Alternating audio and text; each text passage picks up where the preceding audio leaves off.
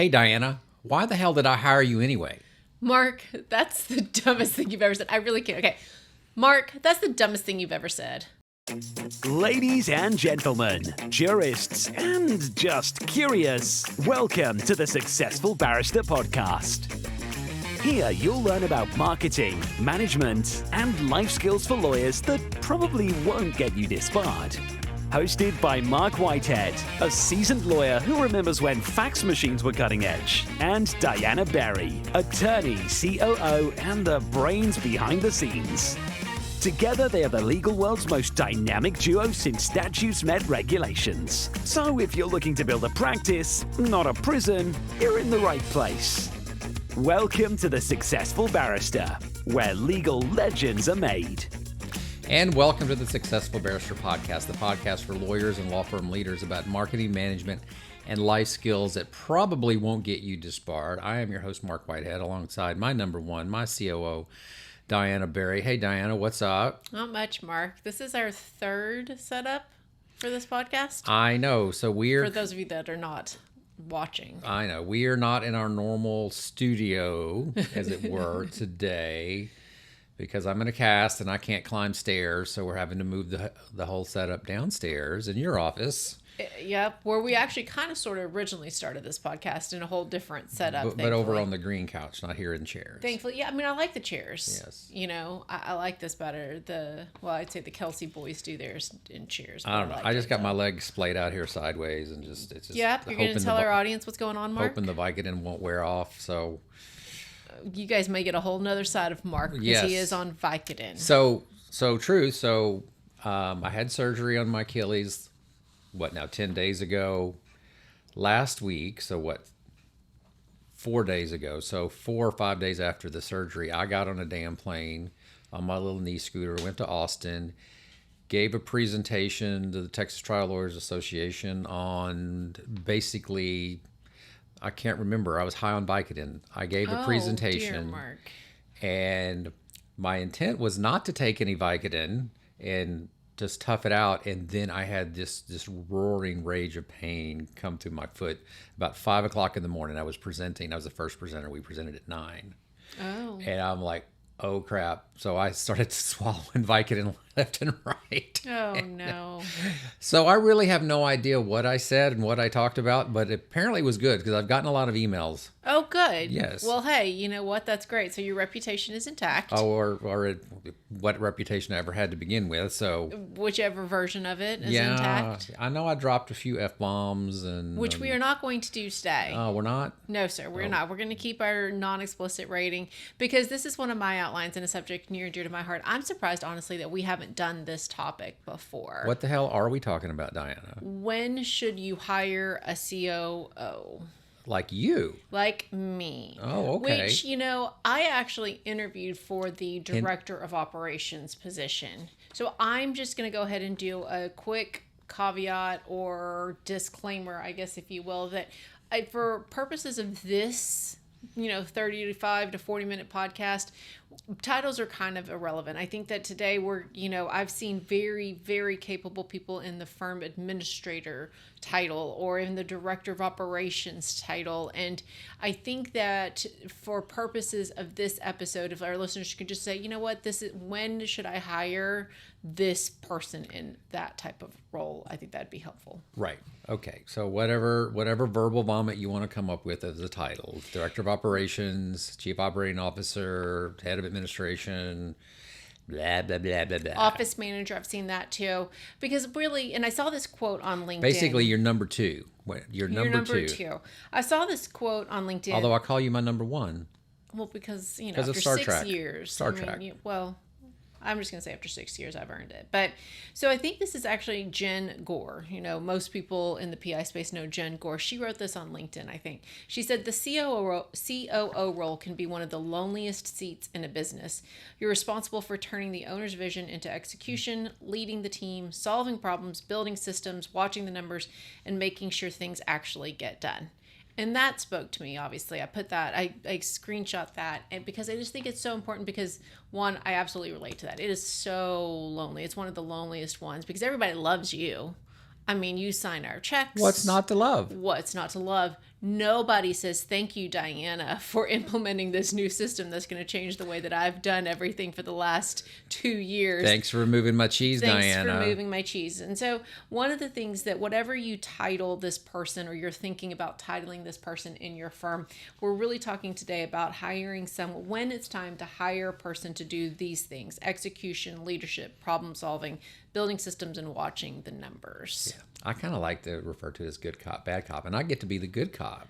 All the time, Yeah. which I think is a function of my role. I think that implicitly that a good COO allows you to be the good cop. I was listening to some Cameron Harold, and who was like the name COO whisperer. dropping. Yeah, and I was listening to him to prepare for this episode, and he says, the COO's job is to make sure the CEO looks great. I like it. Yeah, I he like does it. So I should also preface that this is going to be a 2-part series, because I felt like it was worth being. We couldn't do it in 2. What I want in 1. So today is going to be how do you know when you need to hire a COO, and then we're going to do a follow-up episode on what do you look for in a COO. Okay, so the first is the when, and the second is the who. The who and the how, and well, not Yeah, necessarily the the who how, and how. the who how, but I think that there's the when is kind of tricky, because there are 2 very clear ends of the spectrum, right? 1, I'm not ready, and 2, that owner dependency. Should have done it years ago. Exactly. And that owner dependency trap that we talk about in episode 93, right? Like, Now you're episode dropping. I am. I do like it when you guys go back and listen to our episodes. But in episode 93, we talk about how you know when you're the law firm owner's bottleneck. But in between those 2 ends of the spectrum, like you have with many things, you've got that very messy middle. And we're going to talk about, well, how do you know if you're in the messy middle today? Right. Yeah. And the messy middle is where we want to hire our COO. Exactly. We hope. I'm we gonna hope. Yep. I'm going to give you hopefully about 4 key points that will help you decide. And the thing is that for me, when I was looking for kind of some framework for this episode, I really didn't find an episode on a podcast or anything that really said, okay, here are some things that you should look for when you know it's time to hire a COO. So hopefully we'll help you out with that today. All right, so when we get back, Diana's going to tell you how to be brilliant, and I'm going to make you smile. This podcast is sponsored by Marc Whitehead Associates, a national disability benefits law firm. Marc Whitehead runs a firm of over 60 dedicated people whose mission is to make a difference in the lives of our injured and disabled clients. Marc represents disabled claimants in Social Security disability, private disability insurance, and veterans disability claims in all 50 states. Marc Whitehead is double board certified in both Social Security disability law and personal injury trial law. Marc has litigated disability cases in over 40 states and counting, and can help your clients too. Stop throwing your phone calls away. Call Marc Whitehead at 701-VIP-LEAD. That's 701-VIP-LEAD. Or visit our website at disabilitydenials.com. Referral fees are paid in all jurisdictions where it is permitted. Refer us your disability cases today, and know that your clients will be in good hands. All right, Diana, lay it on us. Okay. When should we hire a COO? So I think that the easy answer would have been to say, okay, when you reach X number of people or X dollars of revenue, then you should hire a COO. That would have been the shortcut answer, because I think that there are some definite tipping points when you should have a COO, right? And definitely for labor laws, if you haven't already, I can't see anyone doing this, but if you reach 50 employees, then you absolutely need to have somebody in charge of HR, because then you have all kinds of federal labor so laws. many regs that kick in at 50 employees. 50. Forever I said I would never have more than 50 employees, and then look what happened. I almost dropped the F-bomb. Yeah, I there. know you didn't. Thank you so much for not doing that. So I think that there are some obvious numbers that make sense, but given the number of practice areas that listen to our podcast, thank you, listeners, I think it would be kind of irresponsible, especially in this day of tech, to say, well, when you reach 10 people, you have to have a firm administrator, because I don't know that you do, because 10 people could mean, or number of attorneys. So I listened to a few podcasts that were like, well, when you have 50 employees or 50 lawyers, then you should consider a COO. And I'm like, What? Well, yes, because that's still for, hourly. That's kind of sort of a small firm for in some places and in some cities. That's still small firm, according to some podcasts I listened to. Well, I don't know. I always went the opposite. If you have one employee in California, you better have an HR department. So. I completely agree about that one too. So, Yeah. so we're not going to give you any hard and fast numbers. What we're going to do, especially from given Marc's experience, we're going to try to explain to you what we think and what we've seen in our various spaces. And so I think, Marc, the most important question that we need to start is that when I started, we were more or less at about 35 people when I was hired. So looking back, was that the right tipping point for the practice? How'd you know that that was the right time for us? Well, there was a combination of factors there. So number one, that was year one of COVID. And we were all of a sudden all working remotely. And, we were supposed to transition into the Litify system from our old CRM system. And that transition was scheduled to take place in April of 2020. Well, if you remember, COVID started in March of 2020. So that all got blown up. And so we were scrambling. So that was number one. Number two, in spite of COVID, our practice was actually blowing up. A lot of PI practices shrank during COVID because people weren't driving, people weren't going boom in the night. That's not how disability works. And, in an economic downturn, or a health crisis, the number of disability cases skyrocket. So we were actually exploding that year in terms of just case count. So I think it was a combination of all of that, and quite frankly, it was the whole Atticus killed the hero mindset that I was going through right then, that I'd already been primed for. Like, I don't want to do all of these things. I don't want to wear all of these hats. I need somebody to come in and wear some of these hats for me so Marc can go out and do what Marc wants to do. So I think it was a confluence of events that all occurred right about the same time. But it made sense. It made sense at the moment. So absent, I guess, a natural event like a historical event like COVID. So this is my first rule of thumb for when it's time to hire a COO. And that first rule is when your back office is a three-headed monster, and that three-headed monster changes depending on the deliverable. Oh, yes. So I remember this has been my rule because I don't know if you remember this story, Marc, but it was before I even started my first day. And I had asked you, I was like, well, Marc, who do I talk to about XYZ? Call it IT. Yeah, anything, my computer. And you're like, oh, you can talk to this A, B, or C. And I was like, which one? And you're like, all of them. They're a three-headed monster for that. And I've never forgot that because it almost, if it wasn't COVID, I would have said that it was a red flag. Because there is a point when you can be too unstructured for this person to be successful. You're swimming upstream, if you will.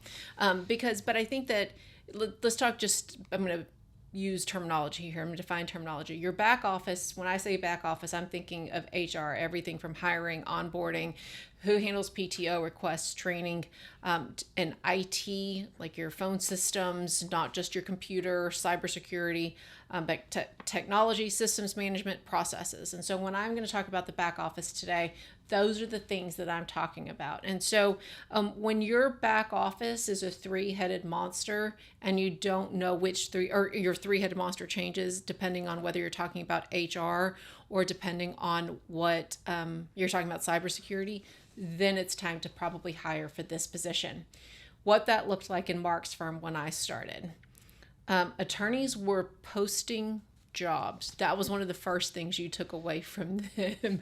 Do you remember that story? They were royally screwing it up.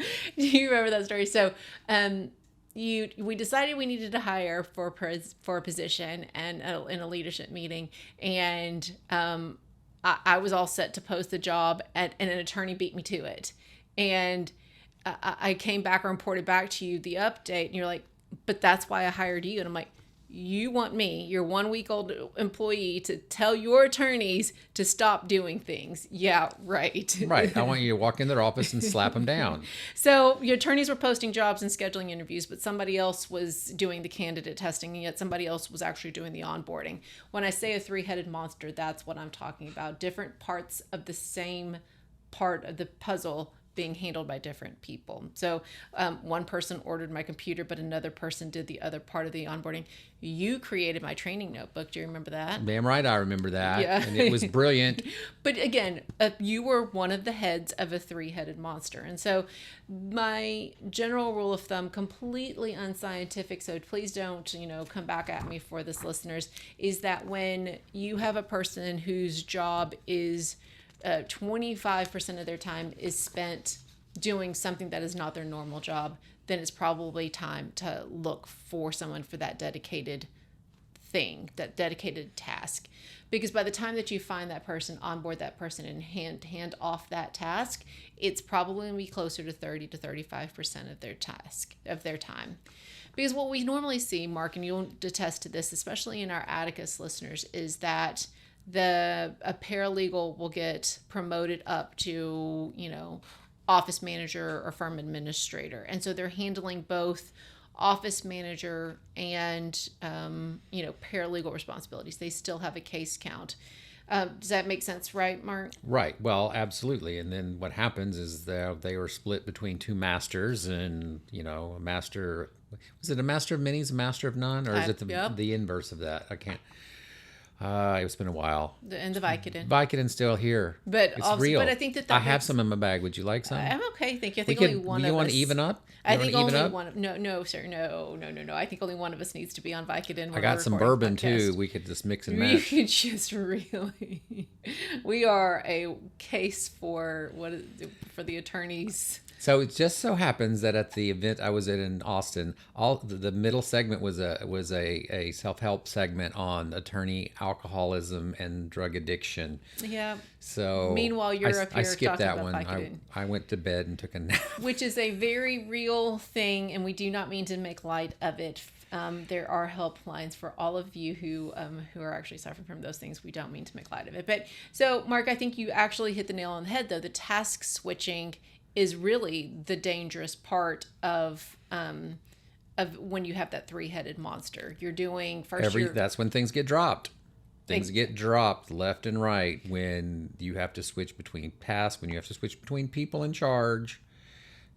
Shit goes south. Oh, sorry. Just did it. You just did it on purpose. Because what we end up really talking about, guys, is that you have a paralegal whose job one day when she gets to work is that there's the court deadlines that she's got to file for that day. But then you throw on the unexpected turnover, or someone's, got a HR request, and suddenly her day is now completely different than what it was whenever he or she walked into the office that day. And I think it's easy for us to say, you know what, it's only a couple of hours each day. It's not that big of a deal. But what if I told you, right, so 25% of a 40-hour work week is 10 hours, I think. Something like that. Yeah, 10 hours. So if I said, actually, well, no, they spend a complete day doing non-paralegal work, then it reframes how you're actually really thinking. If one of his or her 5 days isn't spent on or is doing, office work, not her paralegal work, and you're rethinking, well, wait, that's completely different. A couple of hours is easy to forget. It's easy to wash. So I think, Mark, the point that you're trying to make is that I was trying to make a point here. I was keying you to the outline there that we've got highlighted. Oh, that thing. At your point there is... Oh, I didn't know. My point was, I didn't know I was being accused. So guys, not only did I highlight this in yellow on when I did my outline, listeners, Austin, our marketing director and our producer at this point, also highlighted it in blue, like physical highlighter, so that Mark would know which points were his. Sidebar. Mark, what is your point to sum up about our three-headed monster? Well, I think the point would be, as I've been looking at my highlight, is that at what point does having a lot of people doing pieces of the operation become more expensive than having one person who owns the whole thing? So interesting point. Now, in Attica speak, we always want to be over capacity. You always want to, you always want to make the next hire before you really need it, because that's how successful businesses grow. And I'm sure there's studies out there who have proven this fact. But as opposed to the people always behind the curve, always hiring, way too late when things are just, if you hire ahead of time, you can take your time, you can be selective. If you hire when the shit's hitting the fan, then you're just going to take the first body that comes in the door because you're in crisis mode. So the point is to stay ahead of the growth curve. Kind of like me in the Vicodin, I have to stay ahead of the pain curve. Yes. Yeah. That's actually a really good analogy. It's a really good analogy there. Yep. You don't want to get to where this job is taking over your 30-40% of your head paralegals time. And now she's not doing well. So my second point for when you know it's time to hire a COO, firm administrator, whatever you want to call it, when you update your case management software to a more expensive version, or if you're transitioning from one case management software to another. And that was exactly us. We were moving from Prevail to Litify, which is a beast of a system. Well, and Mark, why did you think that was the reason why it was time to hire a COO? Because they tried to train me on how Prevail worked, and I quite frankly, I think I just internally, not externally, but internally, I just pitched a fit and said, fuck it, I'm not learning this shit. I'm hiring somebody to do this for me. Yeah, and I remember it differently because when I came in, you had... I had to put on a brave face. Yeah. I couldn't say what I was really thinking because I needed you to take the job. Well, but also at the time, you were also trying to wind down your case, your docket. When I came in, I don't think you actually had any actual true cases still. And so what I remember was that you had one of your attorneys who helped with the implementation. Madison, hi. You don't listen to us, but that's okay. Madison Donaldson was one of your 4 practicing attorneys at the time. Right. And she was the one who handled your implementation and was still trying to run your system at the same time. And that was the point, Madison was having 2 jobs there. She was basically de facto operating as the IT department. And I'm like, she makes money for me when she's suing people and handling cases, not when she's handling a software implementation. I mean, I was losing money at the yin yang by letting her take over that. In multiple ways, because what I think that software implementation, the soft costs for software implementation that many firm owners and just we forget is the cost of change, because implementation is a defined scope. Even your software people will tell you, we're going to start on January 1st and it's going to be a 15-day implementation and we are going to be done, or we're going to be done and become February 1st, and then you're going to be handed off to account management. But the change doesn't stop there. I mean, basically, yeah, you've maybe implemented, but has your team optimized it? Are they actually using the system? And because I bet until you took away your Prevail licenses, people were probably still logging things on into Prevail. So understand, they were supposed to come on site, the Litify people on site in April, and there was going to be a 3-week implementation. And again, like you said, it was going to be shifted over. Well, of course, it all got blown up because of COVID, and they tried to start doing it remotely. So a 3-week implementation turned into what felt like a 1.5 years. Because, again, thank you, Wuhan. I don't know where the damn thing came from. And that is not the point of our podcast. The point of our podcast that is even absent such an event as COVID, every software company is designed to tell you, they lie. Oh, it's fine. They lie. Well, and they tell you it's easy. It's simple. The conversion will be simple. We'll handle all of it. It is no problem. Lies, lies, lies, lies, lies. Well, and I think that they have good intentions, but you're absolutely right. Not. They're just lying to sell you something. The implementation itself may be, even if you get lucky and have the best implementation, what you're paying for is maintenance and optimization. And that is where the account support tends to fall off. You have a completely different team from your implementation, most of the time. You have a completely different team from your implementation team than your account management team. And your account management team, you're just one of many companies, many law firms that are trying to use their software. So what you really want, and especially during that key transition time where you're trying to get buy-in buy-in from your team. You want someone who's going to be there like, oh, that broke, let me fix it for you right away. Because then you're not building up resentment for the change. They're seeing the immediate gratification of it. And so when you're changing software, or especially because your SaaS costs these days for any law firm are significant. You want to make sure that you're getting your return on that by making sure that there is one person that is responsible for the optimization of that system. And more often than not, it's not going to be an IT person. It's going to be a firm administrator, a COO, director of operations, whatever you want to call that person, because that's their KPI. You use a lot of big words there. SaaS, software as a service. Okay, thank you. I knew I'd figure this one out. I would also What is our SaaS cost per employee here? We don't need to talk about that. That is a whole different episode, sir.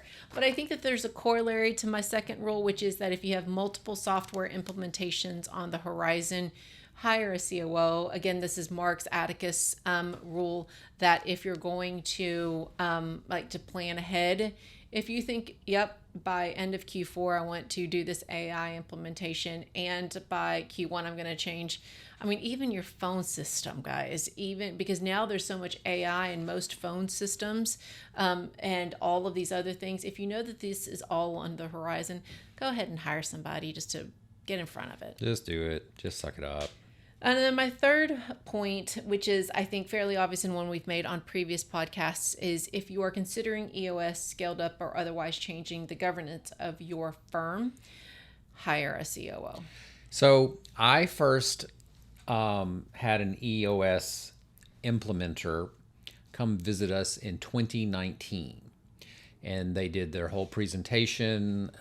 She's a very lovely woman. I can't remember her name now. And everything she said was brilliant and it sounded perfect. And I didn't do it in 2019 because I knew it would fail because I did not have an integrator rather. I didn't have an integrator. I have a number 2, which is crucial in the EOS system. You must have an integrator who's your chief number 2. Obviously your COO. So I didn't do it. And I waited. When did we start? In 2023? Right at the end of December 2023. And it was at that point we actually took the leap into EOS because I finally felt that I had the integrator, the number 2, that could come in and actually implement that system within the firm, because it was no minor thing. I mean, you're talking about totally changing the culture of a firm and how things work in a firm. And that's not something that, quite frankly, as the owner, visionary type, that I'm really equipped to do. And that was a key thing right there. Reason we did it. Just a therapy moment here. I had no idea you realized just how hard it is to be an integrator until you said that just now. Because it really is. It is very hard. You're changing, again, you're swimming upstream because you're changing. And you're trying to make it sound fun. You're trying to get people's buy-in. You lie to them. Yeah, I lie all the time. And I was just like, this is going to be fun. This is going to be great, guys. Awesome. So it is a very hard job. As Jen Gore, I'm going to just kind of say it was Jen. I think it was Jen. It's a very lonely job. And so, but my statement here in my outline, guys, is do not do EOS without an integrator, full stop. We've said that before. There's no ifs, ands, and buts. And the corollary to that is if you're trying to change your governance. I listened again, guys, to some podcasts to make sure I was fully prepared for this podcast and to talk to you guys. And, a lot of these law firm podcasts will talk about the governance of a firm, having an executive committee. You more or less had one before EOS. Yes, we had the Jedi Council. Yep. And before that, it was just attorney lunch. Attorney lunch. Could have been, yes. But it was attorney lunch, and attorney lunch was formalized into the Jedi Council because we're all Star Wars geeks. Well, the people at the time. I was one of those people. Okay, well, somebody came up with that. You and Anthony. That's right, we did, didn't we? Yeah. Look how happy you two are. The two Star Wars people. The 2 Star Wars geeks came up with Jedi Council. Yeah, I still miss Jedi Council. I think we we can figure it out, I guess. That's what we call happy hour. We call happy hour Jedi Council. Oh, I love that more, though, actually. That may be just because I need a drink, but that's okay. So, guys, we really don't mean to make light. There are very serious issues at play here. I do. No, you don't. Right. But the whole point is that someone needs to own the implementation of the system. And I'm not a scaled up student, but I imagine that the rule remains the same for scaled up. Don't do it unless you know who's going to own the implementation of the system. And Marc was smart enough to realize that's not me. I like to be liked too much to be the change agent, which is the person that's implementing the system. And so the key here is that the owner has a vision, and it's one person's job to be held accountable for executing on that vision. And that's why you need to have an implementer, integrator, director of operations, firm administrator, before you decide to implement that system. So what that looked like for us, we had that attorney lunch. Yeah. So we would have a meeting and zero accountability. Yeah, it was a great way to raise a lot of shit, but it didn't solve anything. And that, I think, was more hurtful for the team emotional health than anything. We just kept proverbially picking at scabs and never letting them heal because we never had the tools to hold each other accountable after we had the rumble, to use Brene Brown's words. We would also start projects but never finish. And I think this last one is a key one. If you've hit a growth plateau, and I think that we were also there in 23. We were there. Yeah. We were doing very well revenue wise. Right. But we kind of it was flat. It kind of got flat. Our growth got flat. And ever since then, we've been, to use again another phrase, we've been on the flywheel. We've just grown exponentially.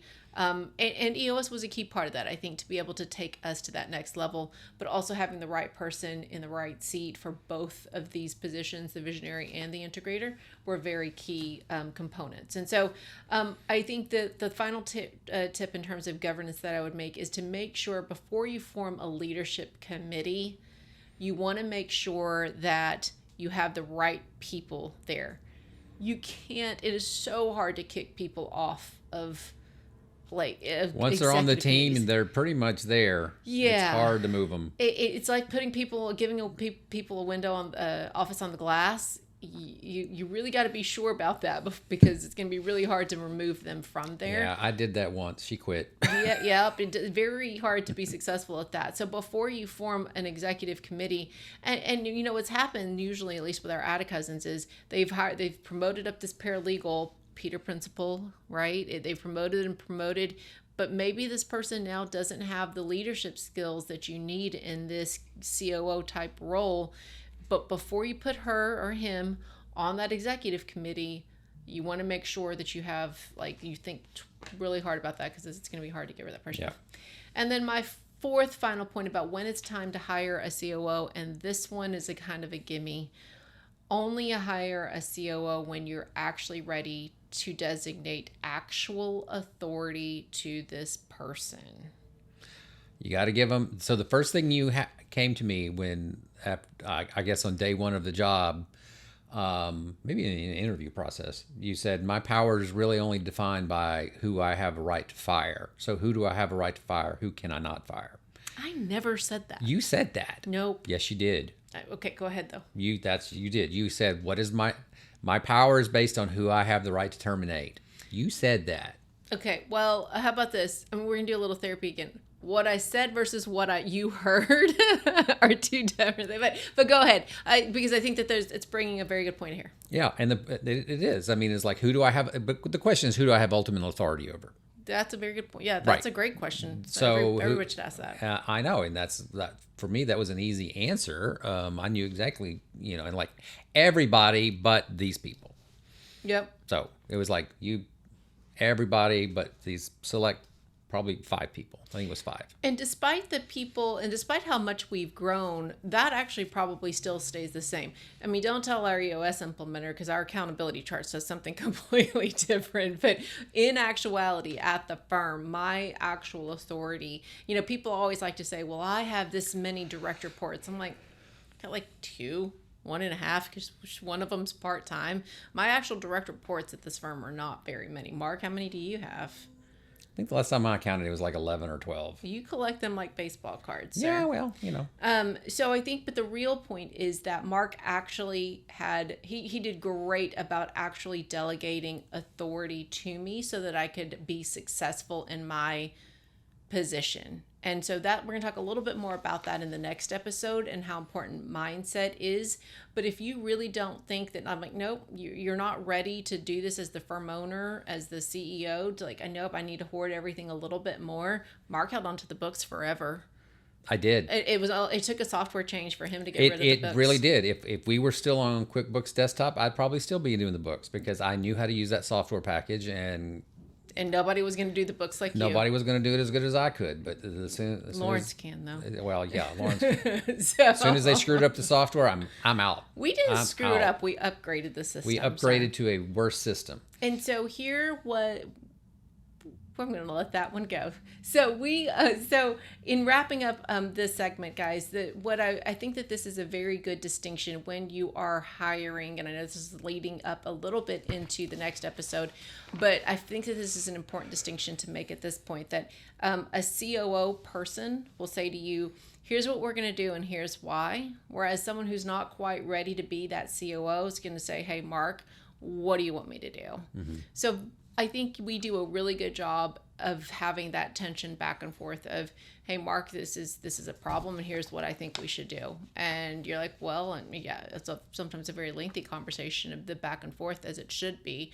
But very rarely, and I sat in a room the other day and I recognized that that's the difference between a true COO is when one can tell you what the solution is, not asking you, the firm owner, for the solution. So, Mark, when we come back, yes, our 5 takeaways on when it's time to hire a COO. This is Marc Whitehead, lawyer, entrepreneur, and business coach. Thanks for listening to the Successful Barrister podcast. If we've stirred your juices, hit me up with an email at marc@marcwhitehead.com. Remember, Marc is spelled with a C. And get on the Successful Barrister newsletter mailing list. Even better, let's set up a call. I'd love to talk to you about working together, talk shop, or just shooting the breeze. Okay, and we're back. So, in difference, I'm going to do the first one. Is that okay? First takeaway. Fine, I will allow it you this time. You will allow. Is that the Vicodin allowing you yes. to do that? So, my first takeaway, guys, is please don't forget that there is no magic firm size or revenue. That means you need a COO.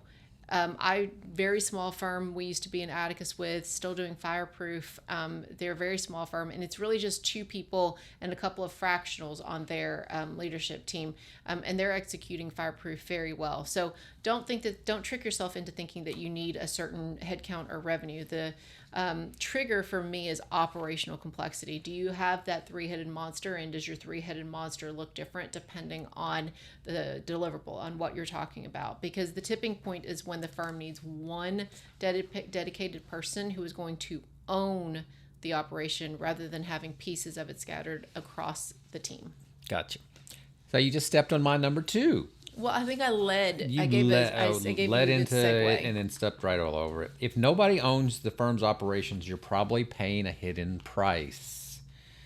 So when your HR, your IT, onboarding, hiring processes, all this is divided up amongst multiple people, there are massive lost opportunities, both productivity and then just probably on the expense side as well. You're hemorrhaging cash at that point.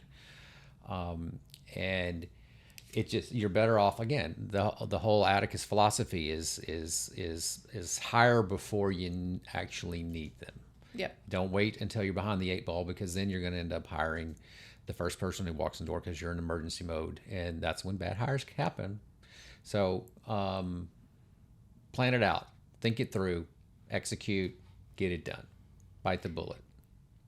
And my third point is that a major technology implementation can expose the need for a COO. So if you're planning on changing case management softwares, upgrading case management softwares, as Mark did from I think you were in a server-based system up to a cloud-based system, a very expensive one. Mm-hmm. So if you're switching from, Litified a smart advocate, whatever you're doing, make sure you have a COO for that if you didn't already have one if you were on Litify. Or if you're planning on doing a whole bunch in the future, plan on going ahead, like on the horizon, make sure you're going ahead and have that position in place first, because you need one person who's going to be in charge of owning the system as well as the maintenance and the optimization of that. Because you don't want to look back, 6 months from now and wonder why you don't have the very fancy dashboards that they promised you when they were selling you the tool. It's because nobody actually put them in place, and you want one person you can hold accountable for that. Or you had to buy another software package. Talking Talking to you, Domo. Yeah, talking to you, Filevine users. Yes, really. Piece of crap. Number 4, a management system doesn't implement itself. Just reminds me of my wife brought me a straw home this weekend, so it ain't going to suck itself. Oh, must have been a great bar. I just was going to say, I'm not. So whether you're doing EOS or scaling up or any other government structure, make sure that someone owns the execution of it. This is in EOS speak. This is your integrator. This is your job. Number 2 is to be the integrator under the EOS system. That makes sure that accountability stays on track. Projects get started, get finished. The firm rocks, stay on track. People are held accountable to whether if they don't complete the rock, then they're held accountable to it. Unless it's me, of course. So yes, but it won't implement itself. You got to make it happen. You got to put somebody in charge. And then number 5 is don't hire a COO unless you're prepared to give that person real authority. And it was almost the give me at the end of the outline because I needed another point, but it's almost also this the was your hardest. throwdown? But it's also the hardest one, I think, for law firm owners because everybody wants to say and think that they're so magnanimous and say, yeah, of course I'm going to give you real authority. But when you actually think about handing over the books, you were white knuckling that. You're like not going to give it over until we actually made you by changing software. And so You just ran me out of the country, basically.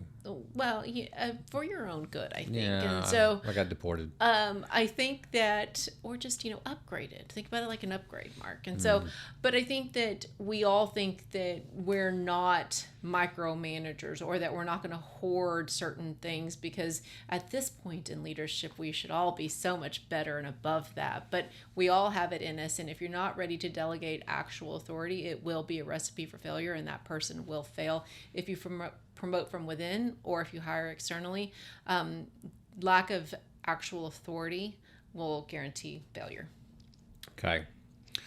All right. This was your outline. I think that this was pretty strong. Oh, well, thank you, Mark. But is that the Vicodin too? But now now you've led into your next part 2 of this. So you got to bring it. Well, I'm excited. You got to bring it because next one, you don't know this, but next time, guys, I'm just going to tease, and we are going to talk about all the candidates Mark was interviewing for my position and why they didn't get the position. Oh, I don't even remember all this. Because we're going to talk about what to look for in a COO next. All right. So, you want to do the outro? No, sir. Thank you. Oh, come on. I don't remember it. Do you remember it on Vicodin? I'll make one up. So anyway, we want to thank everybody for listening to the Successful Barrister, where legal legends are made. I'm Mark. And I'm Diana. And together we're the dynamic duo of law. So if you've liked this episode, make sure you hit us up and give us a rating. Give us a 5-star rating wherever you get your podcast. And make sure you hit that share button and share this episode with a friend who may need it. We want to make sure that you visit successfulbarrister.com where you can find more episodes and resources. And if you want to hit us up directly, my email is mark@markwhitehead.com. Mark is spelled with a C, and Diana's is? Diana@markwhitehead.com. All right. And remember to visit our sponsor, Marc Whitehead Associates, a national disability law firm, which you can find at www.disabilitydenials.com. And with that, go. Let's build a practice, not a prison. Bye. See ya.